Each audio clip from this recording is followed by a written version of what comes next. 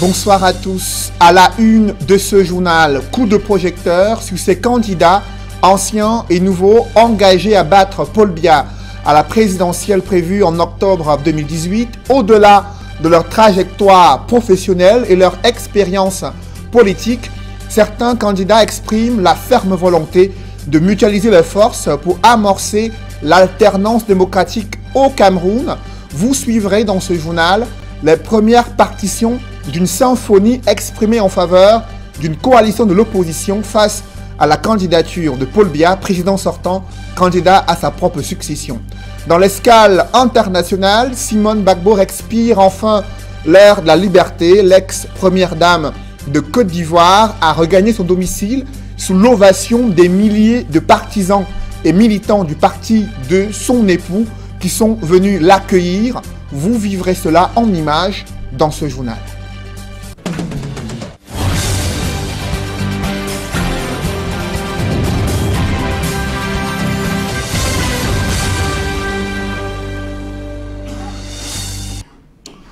Merci de suivre cette édition complète de l'information sur Equinox Télévision. Adamou Ndamdioya et Garga Aman-Adji sont considérés comme les gardiens du temple parmi les 8 challengers de Paul Biya à cette élection présidentielle.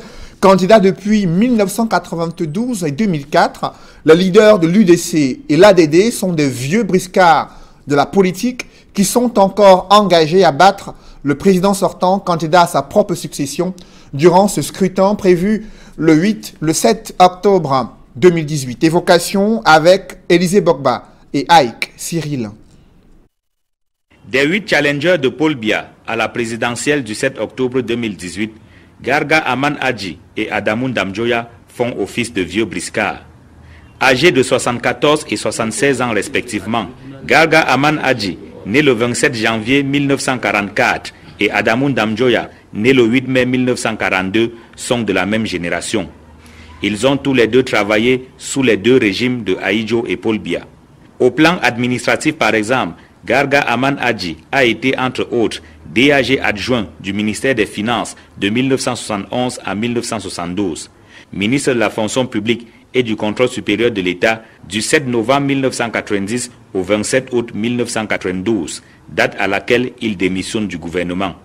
Tout premier directeur de l'Institut des Relations Internationales du Cameroun, IRIC, de 1972 à 1975, Adamou Ndamdioya, pour sa part, a été entre autres vice-ministre des Relations extérieures en 1975, ministre de l'Éducation nationale en 1977, ministre délégué à la présidence de la République chargé de l'inspection de l'État et de la réforme administrative de 1980 à 1982 lorsqu'il est limogé du gouvernement. Au plan politique, Garga Aman-Adji est incarcéré à la prison centrale de Kondengui au lendemain du coup d'État du 6 avril 1984.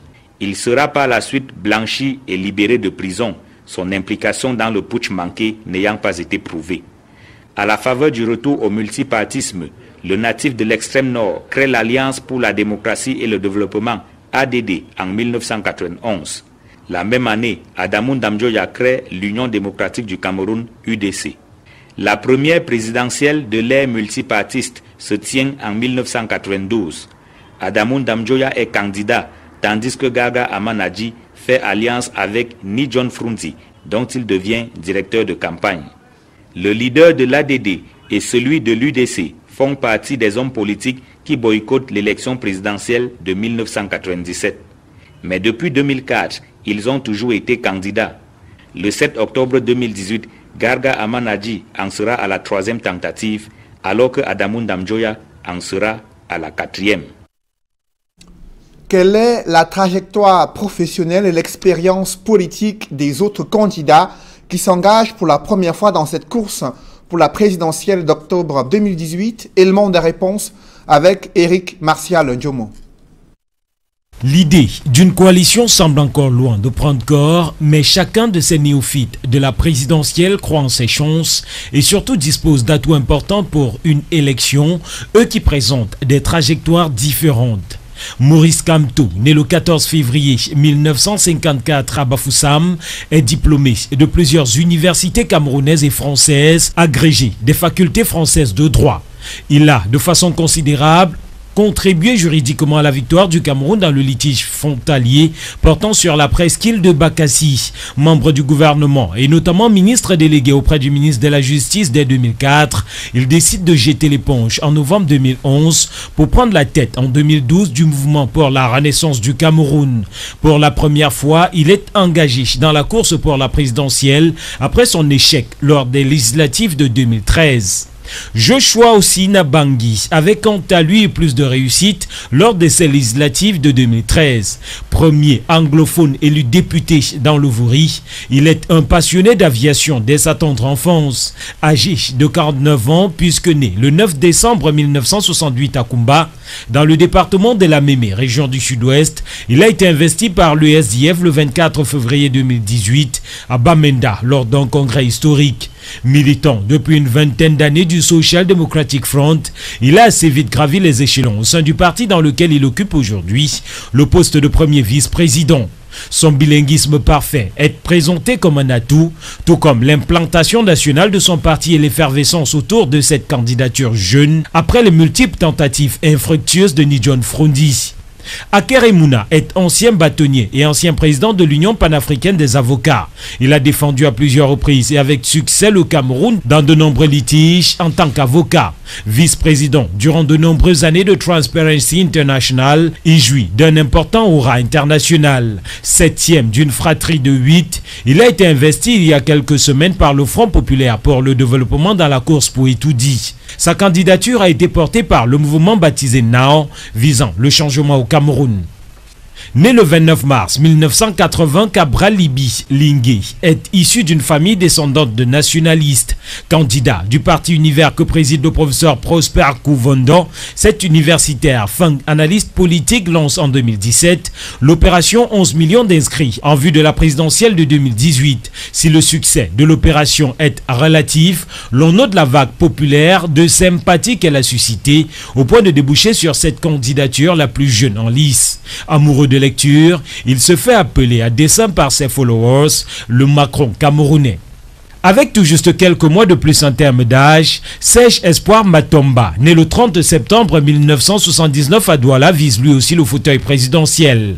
Investi par le PURS, le Peuple uni pour la rénovation sociale, le 10 juin 2018, il peut se targuer d'être déjà un élu de la nation, lui qui est conseiller municipal à la mairie d'arrondissement de Douala 4 depuis 2013. Son parti le PURS brandit à ce jour un chiffre de 600 000 adhérents à son actif, parti créé en 2010. À 39 ans, Franklin Afanu Ndifo, pasteur du Kinship International Ministries, brave une épreuve impensable il y a quelques mois encore pour lui. Le candidat le moins connu parmi ceux en course a créé son parti politique au mois de mai 2018.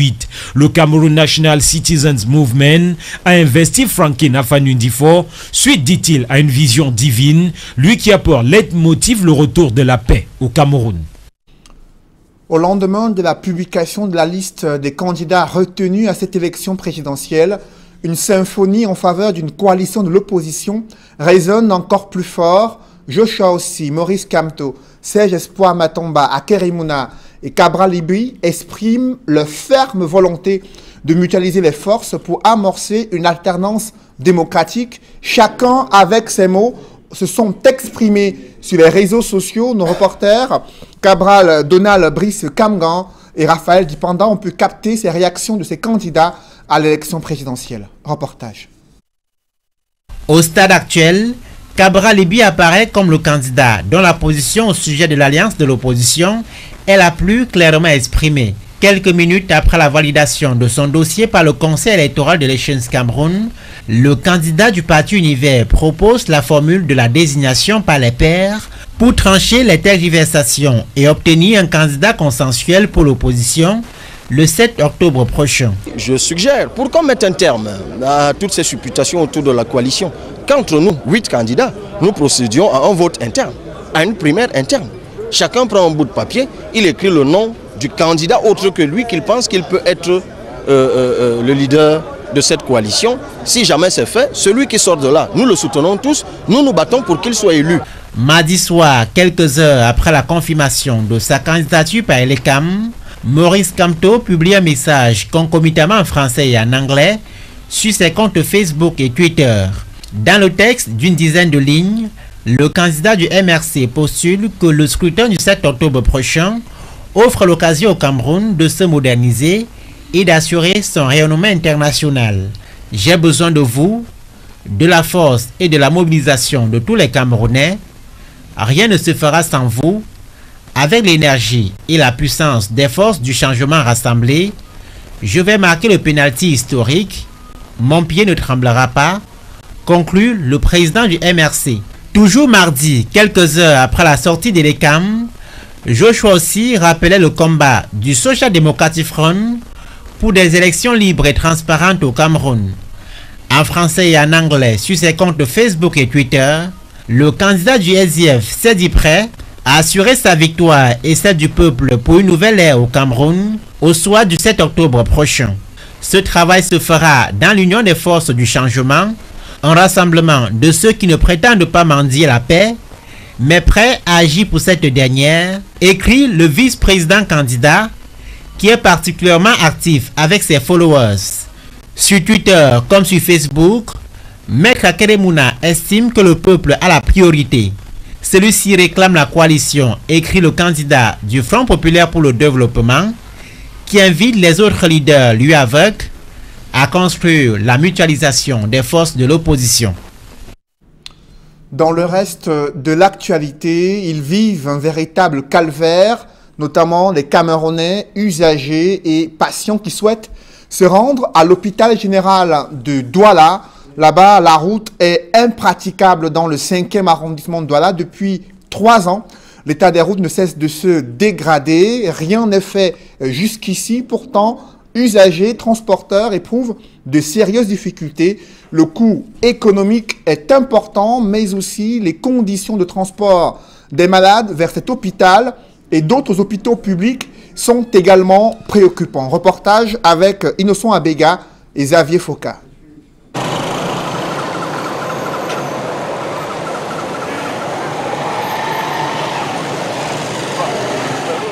Ici, au lieu d'y entrer au hôpital général, de même qu'à son entrée principale, les conducteurs ont besoin de beaucoup de manœuvres pour effectuer le parcours.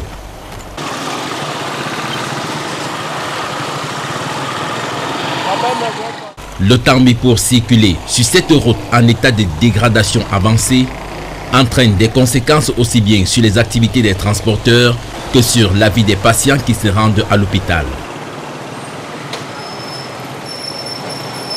Maintenant, on ne comprend même plus. La route est devenue mauvaise, tout est cassé, ça casse les voitures, on ne sait même pas. Sinon, vraiment, pour ne pas vous mentir, l'état de la route est vraiment très mauvaise. On ne s'en sort même plus. Les clients se plaignent, nous-mêmes les chauffeurs, on n'arrive même plus à s'en sortir parce qu'après chaque 3-4 jours, on est au garage, les amortisseurs, l'état de la route, vraiment, c'est... Et les clients se plaignent. Regardez quand même vous-même l'état de la route de l'hôpital général. Ça ne fait pas peut-être 2 à 3 jours, il y a un maman qui est décédé là dans la voiture parce que la voiture était bouchée. Et sur urgence, arrivait là-bas au carrefour, elle ne pouvait plus, la route était complètement, il y avait l'embouteillage. Depuis 3 années au moins, cette route qui dessert d'une part l'hôpital de district de la cité des Palmiers et d'autre part l'hôpital général de Douala est dans un piteux état. Malgré la mise sur pied depuis 2016 du plan d'urgence triennal pour l'accélération de la croissance économique, cette route qui mène dans l'un des hôpitaux de référence de Douala est un parcours du combattant pour les usagers. C'est l'endroit qui tend depuis Cité des Palmiers jusqu'à l'hôpital général, jusqu'à Bonamoussadi, Bakou Vita. Cet endroit, c'est depuis 3 ans que cet endroit est comme ça. Cette route est complètement gâtée. À quelques centaines de mètres de là, nous sommes à la montée Cité des Palmiers. Le calvaire des usagers est le même sur cette route qui conduit pourtant à l'hôpital de district de la Cité des Palmiers. L'inaction des pouvoirs publics a amené les riverains à rambler les nids de poules avec des vieux pneus. Quelque chose doit donc être fait pour limiter les multiples conséquences. Il y a un gros choquet devant le tas que ça ne vaut pas la peine. Il faut qu'on essaye. Les ambulances arrivent là-bas et ralentissent. Rien que les secondes qui perdent là-bas, quelqu'un peut perdre sa vie pour ça. Il y a aussi beaucoup de voitures qui font les accidents là-bas parce qu'il est en train d'esquiver la route. Des routes dans des états pareils, on en trouve dans toute la ville de Douala. Le coarinate réintroduit dans le circuit des médicaments au Cameroun. Cet antipaludéen était en quarantaine depuis le mois de février 2018 à la suite de 3 décès suspects enregistrés à Yaoundé après les investigations menées par le laboratoire national de contrôle des médicaments, ce qui a révélé que ce produit ne représente aucun danger pour la santé des Camerounais, selon le ministre de la Santé publique. Des précisions avec Joël Essengue et Marcelin Gansop. Il y a finalement eu plus de peur que de mal. Le coarinate retrouve les officines de pharmacie pour continuer à traiter le paludisme. C'est un communiqué de presse et une lettre circulaire signée respectivement les 16 et 23 juillet dernier par le ministre de la Santé publique. André Mamafouda procède notamment à la levée de quarantaine qui frappait le coarinate depuis le début de l'année, à la suite d'incidents graves survenus chez certains malades qui avaient pris des médicaments, parmi lesquels le coarinate comprimé pour enfants. Mais les investigations et analyses prescrites par le gouvernement ont évacué toute incrimination de ce produit. Avant même de la mise en quarantaine de coarinate, il avait été établi par l'ordre des pharmaciens qui s'est regroupé de manière urgente que coarinate n'était pas à l'origine du décès de l'enfant à la Fondation Chantal Biya. Et le ministre, dans son communiqué rendu public en janvier 2018, a établi que le décès de l'enfant à la Fondation ainsi que ceux occurrus au mois de décembre n'étaient pas dus à coarinate et que c'était dû à un méningocoque, donc une bactérie qui est très virulente en saison, surtout en saison sèche. Le mauvais vent a donc cessé de souffler, non sans rappeler qu'au commencement, il y a une liste publiée sur les réseaux sociaux et contenant une quarantaine d'antipaludéens qui auraient été retirés du marché européen. En fin d'année passée, le ministre de la Santé a sorti un communiqué qui a mis de l'ordre sur cette affaire, notamment en montrant clairement qu'en 2006, il y a eu le retrait ou alors la suspension des monothérapies pour le traitement du paludisme sur le marché. Et les réseaux sociaux, les internautes ont pris cela et ont amplifié en ajoutant d'autres médicaments qui sont utilisés, des combinaisons à base d'ACT qui sont utilisées pour le traitement du paludisme. Et le ministre a établi la vérité sur cette affaire en sortant une note en février de cette année. La levée de quarantaine et la réhabilitation du coarinate offrent un spectre élargi de traitement du paludisme, une maladie qui fait des ravages au Cameroun et notamment chez les enfants. Qu'il s'agisse de ce médicament ou d'un autre, le ministre de la Santé publique invite les populations à toujours se référer aux conseils et prescriptions des professionnels de la santé avant toute acquisition de médicaments, que ce soit dans les officines de pharmacie que dans les pharmacies des formations sanitaires agréées. Des magistrats et officiers de police judiciaire bientôt à la barre, c'est du moins ce qui ressort de la mise en place d'une commission d'indemnisation des victimes de garde à vue et détention provisoire abusive. Les membres de cette commission ont pris fonction à Yaoundé. Cette structure pourrait-elle mettre fin à l'impunité observée au sein du corps judiciaire à Yaoundé? Élément de réponse avec Élisée Bogba et Aïk Cyril.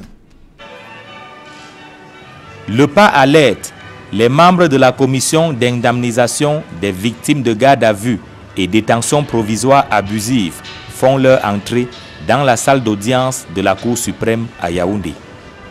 La garde à vue a une durée limitée, de 48 heures, renouvelable une fois, avec l'autorisation du procureur pour 48 heures encore.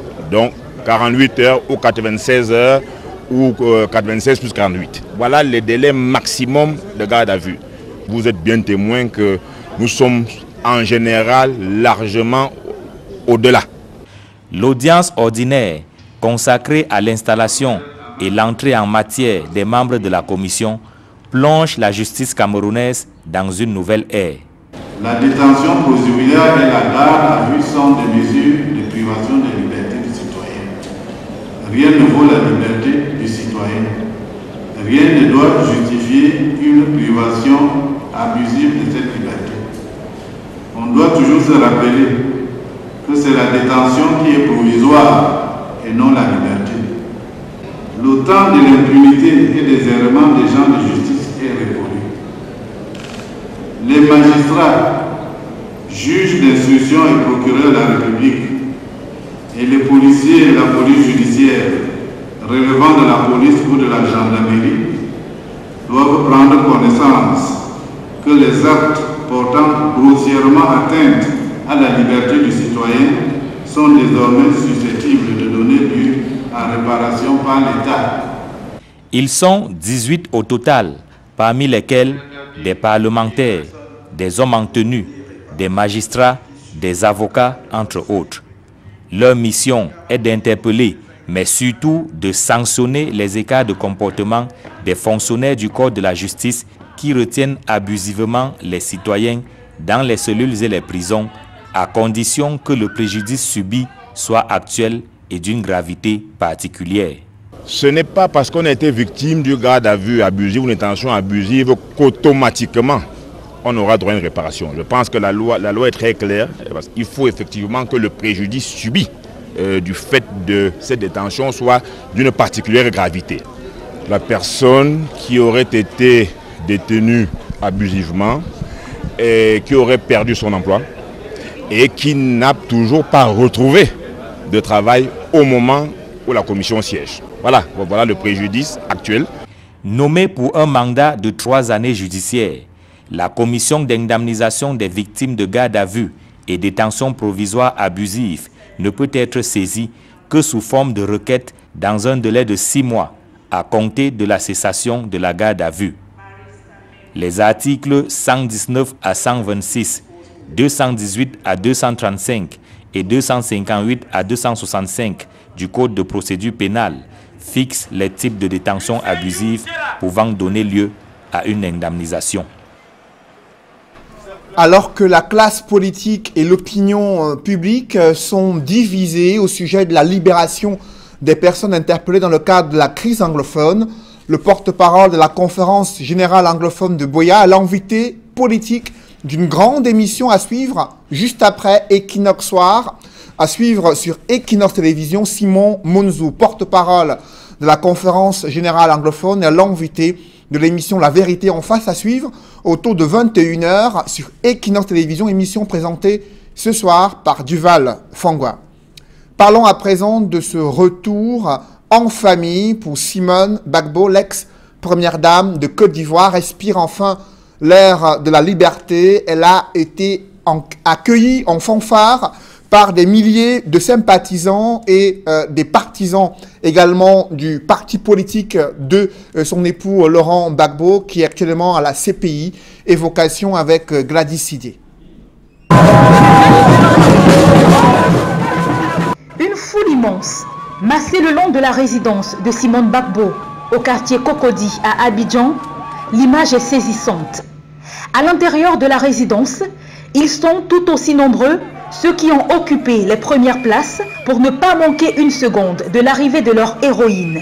Difficile pour les services du protocole de maîtriser la foule de curieux et même les hommes de médias. Au bout de plusieurs heures d'attente, elle arrive enfin. Simone Gbagbo, c'est tout émue qu'elle sort du véhicule sous les chants et acclamations de ses sympathisants.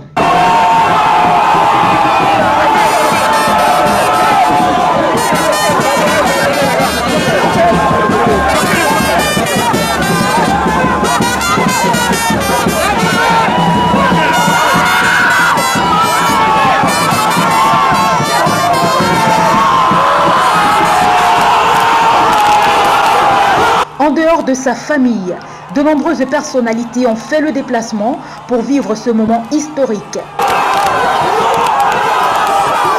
Après le bain de foule, place à la séance photo avec la Dame de Fer, comme il l'appelle. L'ancien ministre Lida Kwasi, qui a lui aussi bénéficié de l'amnistie du président Ouattara, s'est immédiatement rendu à la résidence de Simone Gbagbo.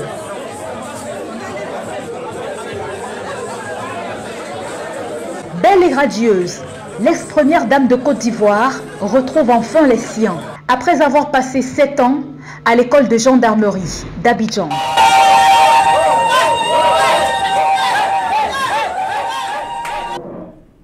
Après l'amnistie, le ministère ivoirien de la Justice annonce qu'il va procéder au dégel des comptes bancaires des personnes libérées en Côte d'Ivoire.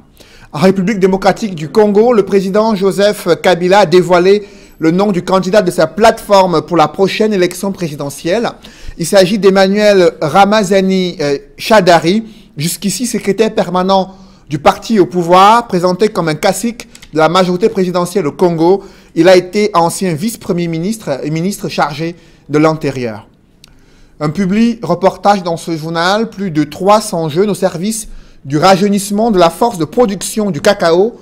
Ils ont reçu le parchemin de fonds de formation en marge de l'ouverture de la 6e édition du Festi Cacao du côté de Yaoundé. Reportage. Dans cette salle, plus de 300 jeunes qui portent désormais sur leurs épaules l'avenir de la filière cacao. Ils font partie de la 2e cuvée du programme New Generation du Conseil interprofessionnel du cacao et du café. Aujourd'hui, nous avons 351 jeunes. Au départ, il faut le rappeler, ils étaient 562. Nous n'avons plus que 351 parce qu'il y a eu entre-temps des désistements, des cas de décès, mais surtout des cas de radiation. Parce qu'en fin de compte, ce que l'interprofession vise, c'est l'excellence. Ce n'est pas primer ou primer, mais c'est primer vraiment les personnes qui le méritent. Des jeunes suffisamment outillés pour donner à la filière la force dont elle a besoin, dans le contexte actuel marqué par le vieillissement du verger et des producteurs. Actuellement, j'ai 2 hectares que j'ai mis en place avec une pépinière. Avec ce que j'ai mis en place, vraiment, je voulais étendre mon exploitation, avoir même peut-être 10 hectares. La formation avec le CICC, vraiment, ça m'a rapporté beaucoup. L'entrepreneuriat, comment conduire une pépinière d'abord, un champ de cacaoyer, jusqu'à même comment est-ce que récolter, stocker, avoir de bonnes fèves pour pouvoir écouler le produit au niveau même mondial. Actuellement, dans mon champ, j'ai 3 hectares de cacao. J'avais fait un défi avec le formateur qui était venu et il avait dit qu'il faut qu'il verra le premier avoir le cacao qui va produire, qui va fleurir à 18 mois. Heureusement, dans notre groupe, mon champ a été le premier champ qui a fleuri à 18 mois. C'est donc une nouvelle dynamique que le CICC insuffle à la filière à travers le programme New Generation, vieux de 5 ans, et dont l'objectif, au-delà de la formation, est de faire de ces jeunes de véritables entrepreneurs agricoles. Nous devons persévérer dans cette direction parce que quand on a lancé l'opération New Generation, j'avoue qu'on ne savait pas ce que ça allait donner. On voit aujourd'hui que les jeunes sont intéressés. Comme vous le savez, nos producteurs ont déjà un certain âge. Il fallait renouveler. Nous n'allons pas les laisser parce qu'ils sont sortis de l'école. Nous allons continuer à les aider, à leur montrer la voie, même si ils ont déjà pratiqué en créant leur propre plantation. Je crois qu'il faut maintenir le cap.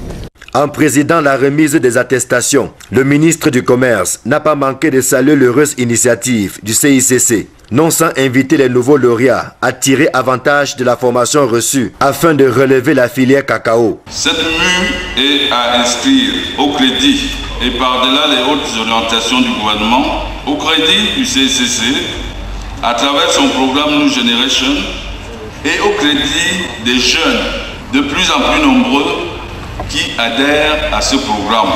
Chers jeunes du programme New Generation, le gouvernement vous félicite et vous encourage à persévérer et aller jusqu'au bout. Roland Kouemen, ancien président mondial de la Jeune Chambre internationale, est allé dans le même sens à travers sa communication dont le thème portait sur la motivation et l'engagement pour le changement. Faire la cacaoculture autrement. L'édition 2018 de Festi Cacao se tient dans un contexte marqué par le relèvement des cours après le temps mort des 2 dernières années. Comme quoi, après la pluie, vient le beau temps.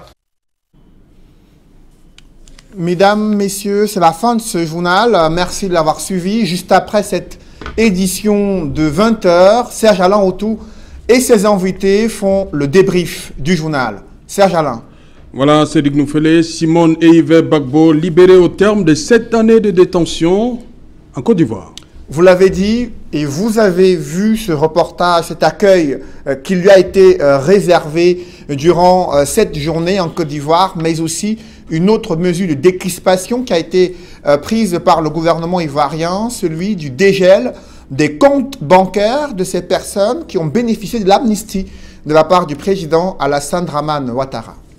Et Joseph Kabila Kabange qui décide de dévoiler enfin son dauphin.